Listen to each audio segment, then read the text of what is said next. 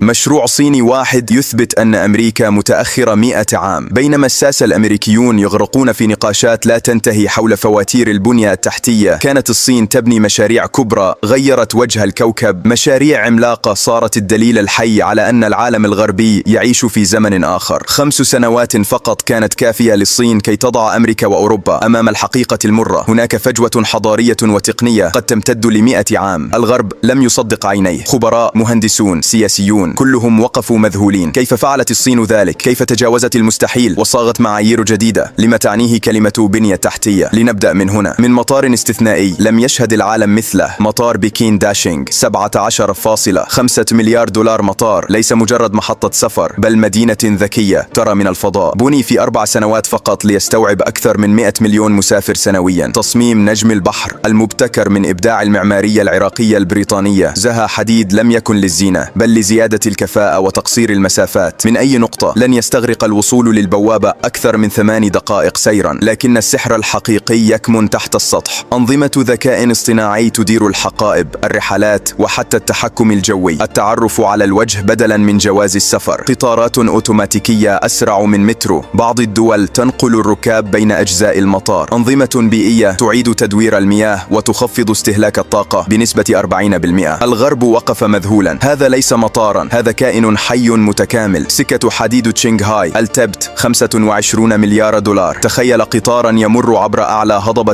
في العالم على ارتفاع 5000 متر، حيث الأكسجين نادر والبرد يصل إلى 24 درجة تحت الصفر. الغرب قال مستحيل، لكن الصين قالت فلنبدأ. الحل عربات مضغوطة مثل الطائرات مع أنظمة أكسجين داخلية، قضبان مبنية على أعمدة تبريد طبيعية تمنع ذوبان الجليد تحتها، جسور عبر وديان شاسعة تشيد في بيئات لا يستطيع الإنسان البقاء فيها دقائق. 5 أعوام من البناء في ظروف لا ترحم، ونجح المشروع. اليوم صار الوصول إلى تبت يستغرق ساعات بدلا من أيام. جسر هونغ كونغ، جوهاي، ماكاو 20 مليار دولار، 43 ميلا من الخرسانة والصلب. جسر و3 أنفاق وجزر صناعية، أكبر مشروع ربط بحري في التاريخ، يتحمل أعاصير بسرعة 200 ميل في الساعة، يقاوم زلازل حتى 8 درجات، مصمم ليعيش 120 عاما. لكن الإنجاز الأكبر لم يكن هندسيا فقط، بل سياسيا. 3 أنظمة مختلفة، هونغ كونغ، ماكاو، الصين، اتحدت لإنهاء مشروع في موعده. الغرب كان يتساءل كيف؟ سد الممرات الثلاثة 30 مليار دولار. سد ليس مجرد سد، بل مشروع أعاد رسم الجغرافيا الصينية، حتى أنه غير ميلان محور الأرض بسبب حجم المياه المحتجزة. ينتج 22,500 ميجاوات، أكثر من إنتاج دول كاملة. حمى ملايين البشر من فيضانات كانت تقتل وتدمر كل عام. نقل أكثر من 1,000,000 شخص لبناء مدن جديدة بالكامل. هنا لم تبني الصين سدا، بل أعادت كتابة تاريخ نهر اليانغتسي. مشروع نقل المياه من الجنوب إلى الشمال، 79 مليار دولار. 3 مسارات عملاقة بطول 1800 كيلومتر لنقل المياه من الجنوب الغزير إلى الشمال القاحل. المشروع حرفيا خلق أنهارا جديدة، غير طبيعة الأرض وأعاد توزيع السكان والزراعة. اليوم ملايين الهكتارات تزرع بمياهه، ومدن كاملة تنجو من العطش. شبكة القطارات فائقة السرعة، 300 مليار دولار. الصين بنت أكبر شبكة قطارات سريعة في العالم، تفوق 25,000 ميل. سرعة القطارات 350 كيلومترا في الساعة. دقة المواعيد بالثواني. ربط المدن جعل السفر جوا بلا معنى داخل الصين. هذه الشبكة لم تربط مدنا فقط، بل خلقت اقتصادا جديدا، جعل مدن الأطراف جزءا من قلب الصين الصناعي. الفضاء، المريخ والمحطة الصينية، 50 مليار دولار. بينما ناسا تتأخر بالتمويل، الصين هبطت على المريخ وبنت محطة فضائية كاملة. تيانغونغ، تجارب معدنية وزراعية في انعدام الجاذبية. نظام ملاحة مستقل عن JPS، تحضير لمهمات نحو القمر والتعدين الفضائي. الغرب أدرك أن الصين لم تعد مجرد لاحقة، بل أصبحت قائدة السباق الفضائي. مبادرة الحزام والطريق، تريليون دولار، أكثر من 70 دولة. موانئ، سكك حديد، مطارات. الصين لا تبني طرقا فقط، بل تعيد تشكيل التجارة العالمية. قروض وتمويلات تبقي الدول مرتبطة ببكين. ممرات تجارية برية وبحرية تنافس القنوات والمحيطات الخاضعة للغرب. هذه ليست هندسة فقط، هذه هندسة اقتصاد عالمي جديد. العملة الرقمية ونظام الائتمان الاجتماعي، 200 مليار دولار. بينما الغرب يناقش الخصوصية، الصين نفذت نظاما يراقب كل حركة مالية عبر عملتها الرقمية. معاملات بلا أوراق ولا بطاقات، قروض فورية بناء على تقييم اجتماعي، خصومات منظومات وخدمات أفضل للمواطن المثالي وقيود على المخالف. الغرب ينظر بدهشة هذا المستقبل، لكنه لا يشبهنا. الشمس الاصطناعية إيست 15 مليار دولار، أعظم مشروع على الإطلاق. شمس صناعية بدرجة حرارة 100 مليون مئوية. طاقة اندماج نووي قد تجعل النفط والغاز والفحم مجرد تاريخ. مغناطيسات أقوى ب160 ألف مرة من مجال الأرض. استقرار بلازما يحاكي قلب النجوم. إذا نجحت الصين بتحويل هذا لإنجاز تجاري، العالم سيدخل عصرا جديد والصين ستكون في قمته. الخاتمة هذه ليست مجرد مشاريع، إنها رسالة واضحة. بينما ينشغل الغرب في نقاشات لا تنتهي، الصين تنجز وتثبت أن الفجوة التكنولوجية ليست سنوات بل قرن كامل. المستقبل يكتب الآن، ومن لا يملك الجرأة ليبنيه سيجبر على العيش فيه كمتفرج.